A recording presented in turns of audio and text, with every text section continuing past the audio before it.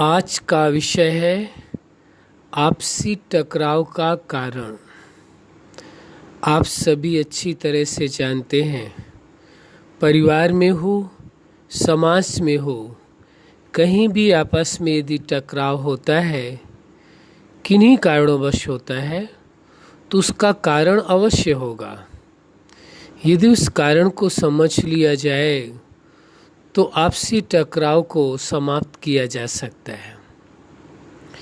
सबसे पहली बात इसमें आती है कि जब कोई व्यक्ति अपनी बात किसी को कहता है और उस बात को दूसरा व्यक्ति स्वीकार नहीं कर पाता है, उसके विचार को, उसकी सोच को, या उसके किसी प्लान को, या उसके किसी कार्य को वो स्वीकार नहीं कर पाता है उसी तरह जिस तरह उस व्यक्ति ने कहा है, तो टकराव का कारण बनता है।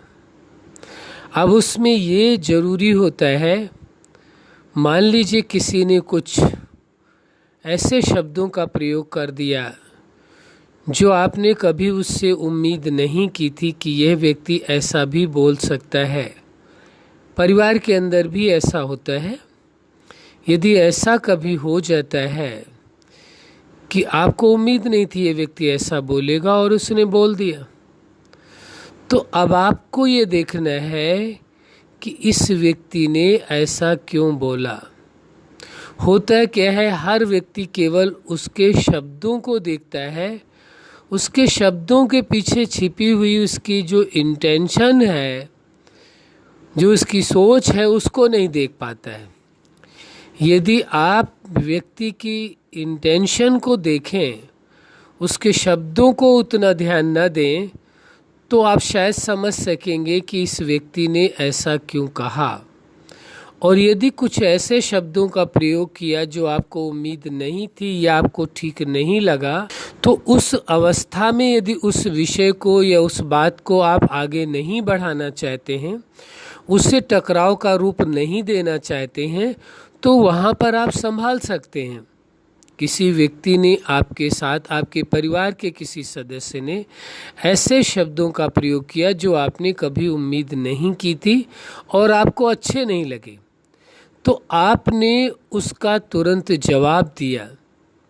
यदि जवाब देने के बजाय आप टकराव यदि नहीं चाहते तब की बात है। यदि आप जवाब नहीं दें और जवाब न देने के बजाय आपने क्या किया, आपने उनकी बातों को सुन लिया, सुन करके चुप रहे। लेकिन कई बार क्या होता है कि व्यक्ति सुन लेता है, चुप हो जाता है, पर उसका जो फेस एक्सप्रेशन है वो चेंज हो जाता है। किसका? व्यक्ति का। उसके चेहरे के जो हाव भाव हैं वो बदल जाते हैं उस व्यक्ति के शब्दों के कारण। कहा कुछ नहीं, उसने जवाब कुछ नहीं दिया, लेकिन जो चेहरे के हाव भाव हैं वो चेंज हो जाते हैं। और दूसरा, उसका उस व्यक्ति के प्रति जिसने बोला हुआ है, ऐसे शब्दों का प्रयोग किया है, उसके प्रति बिहेवियर चेंज हो जाता है। उसके प्रति उसका व्यवहार बदल जाता है। और तीसरा क्या होता है कि जब उसके साथ वो बात पुनः करता है किसी प्रकार की, तो उसकी वे ऑफ टॉकिंग भी चेंज हो जाती है। जो बोलने का तरीका जो पहले था वैसा नहीं रहता है, वो सब कुछ बदल जाता है। 3 चीज़ें कौन कौन सी? फेस एक्सप्रेशन, दूसरा बिहेवियर, और तीसरा वे ऑफ टॉकिंग। यदि कोई व्यक्ति आपके साथ परिवार का सदस्य है और आपको ऐसे शब्दों का प्रयोग किया जो आप उचित नहीं समझते, ठीक नहीं समझते, या आपने उससे उम्मीद नहीं की थी, लेकिन उसे आप टकराव का रूप नहीं देना चाहते हैं, तो सुन करके केवल चुप रह जाना भी पर्याप्त नहीं है। लेकिन उसके साथ साथ आपका फेस एक्सप्रेशन नहीं चेंज होना चाहिए, आपका बिहेवियर नहीं बदलना चाहिए, और वे ऑफ टॉकिंग जो आपका बोलने का तरीका था वो भी नहीं चेंज होना चाहिए। और फिर आप समय रहते, डिले नहीं करें, बहुत समय रहते उसकी उस बात को समझाने का प्रयास करें कि आपने मुझे ये बात कहा, ये बात यहाँ पर हमें ठीक नहीं लगी, अच्छी नहीं लगी, लेकिन हम आपको बताना चाहते हैं कि यहाँ पर हमें ठीक नहीं लगी, क्या आपका मकसद था कहने का, आप हमें समझाएं। यदि आप उसी से पूछने की कोशिश करेंगे कि आप अपना मकसद समझाएं, क्यों आपने ऐसा बोला, तो शायद वह अपनी बात समझा सकेगा कि क्यों उसने ऐसा बोला। लेकिन यदि आपने उस पर ये प्रश्न खड़े किए कि आपने ऐसा नहीं बोलना चाहिए था, ऐसा क्यों बोल दिया आपने, और आप भी उसी प्रकार जैसे उसके शब्द थे वैसे ही बोल आपके भी निकलने शुरू हो जाए, आप भी वहाँ पर उसके शब्दों का जवाब देना शुरू कर दें, तो टकराव की स्थिति इसी कारण बढ़ जाती है। क्योंकि परिवार में टकराव का कोई विषय नहीं बनता है, लेकिन यदि कोई बात होती है, आपको समझ में नहीं आती है सामने वाले की बात, किसी परिवार के सदस्य की, तो वहाँ उस विषय को छोड़ देना चाहिए। उस विषय में और ज़्यादा बहस नहीं करनी चाहिए। या परिवार का एक सदस्य यदि आवेश में है, उसे गुस्सा है किसी बात का, तो उस वक्त उसको जवाब ही नहीं देना चाहिए। इस बात के लिए इंतज़ार करना चाहिए कि जब उसका गुस्सा शांत हो तब उसे रियलाइज़ करें, तब उसे बताएं कि आपका यह व्यवहार ठीक नहीं था, आपको इस प्रकार आपने क्यों किया, आप हमें बताएंगे तो हम समझ पाएंगे। यदि आप ऐसा ढंग रखते हैं तो आप उस टकराव को बचा सकते हैं। लेकिन यदि आपने उसका जवाब उसी तरह से दे दिया, तुरंत दे दिया, होता यही है ज़्यादातर, जैसे एक व्यक्ति ने कुछ बोला, दूसरे ने तुरंत जवाब दे दिया, और यदि किसी ने जवाब नहीं दिया तो फिर क्या हुआ, उसका फेस एक्सप्रेशन चेंज हो जाता है, चेहरे के हाव भाव बदल जाते हैं, उसका बिहेवियर चेंज हो जाता है, और वे ऑफ टॉकिंग चेंज हो जाती है। तीनों चीज़ें ही बदल जाती हैं। तो भले आपने जवाब नहीं दिया, लेकिन ये तीनों चीज़ें आपने जो बदल गई आपकी उसके शब्दों को सुनने के कारण, जिसकी वजह से टकराव और बढ़ना है। फिर यदि टकराव को कम करना चाहते हैं, वो केवल शब्द मात्र हैं, शब्दों से ज़्यादा उन्हें नहीं समझे, और उन्हें आराम से समझने की कोशिश करें। जिसने बोला हुआ है कि हम आपकी बात समझ नहीं पाए, आप हमें समझाने की कोशिश करो कि क्या वजह रही जो आपने हमारे लिए ऐसा बोला, क्या हमारे से क्या ऐसी भूल हो गई है, क्या रीज़न है, आप हमें समझाएं, चाहे छोटा हो या बड़ा हो। यदि इस प्रकार का आप, और लेकिन रिस्पेक्टफुली बात करनी, ये नहीं कि आप आवेश में आकर के पूछें, जोश में आकर के उसी बात को पूछें। यानी यदि आपके फेस एक्सप्रेशन चेंज हो गए, बिहेवियर बदल गया, आपका वे ऑफ टॉकिंग बदल गई, और फिर उसके बाद उसे आप पूछ रहे हैं, तो फिर कोई फ़ायदा नहीं निकलेगा, टकराव बढ़ेगा। यदि आपको ऐसा लगता है कि आप बात करेंगे तो आपकी वे ऑफ टॉकिंग चेंज हो सकती है, आपका बिहेवियर चेंज हो सकता है, तो बात ना करें। तब तक ना करें जब तक आप अपने आप को सक्षम ना पाएं। जब आप अपने आप को समझ लें कि आप सक्षम हैं, कि आप बात करने पर आपको आवेश नहीं आएगा, तो फिर बात करें। यदि इस छोटी सी बात का ध्यान रखा जाए तो आपस के बहुत सारे टकराव को समाप्त किया जा सकता है, बहुत सारे टकराव को। फिर उसके बाद प्रश्न उठता है कि आखिर वह सामने वाले व्यक्ति ने, यदि आपके उस रिलेटिव ने, जो आपका परिवार का संबंधी, उसने ऐसा क्यों कहा, ये रीज़न जानने के बाद फिर आप अपने व्यवहार से उसे बदल सकते हैं।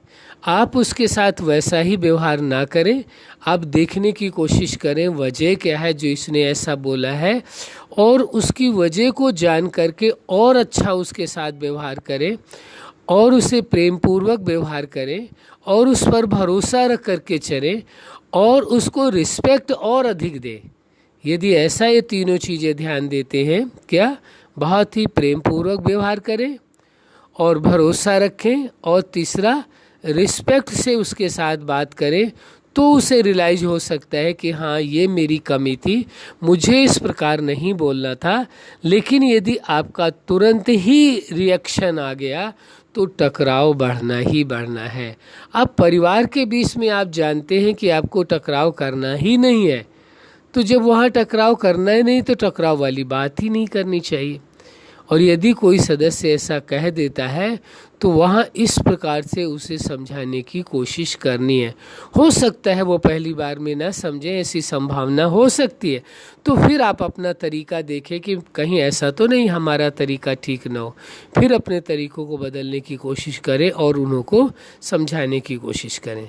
दूसरी बात, सबसे बड़ी प्रॉब्लम इसीलिए आती है टकराव की, क्योंकि एक व्यक्ति जो कह रहा है उसने तो अपनी बात कह दी, लेकिन आप उसे समझाना चाहते हो कि आपने जो कहा ये उचित नहीं था, ये ठीक नहीं था, आपको ऐसा नहीं बोलना चाहिए था, लेकिन आप अपनी बात स्पष्ट तौर पर समझा नहीं पा रहे हैं।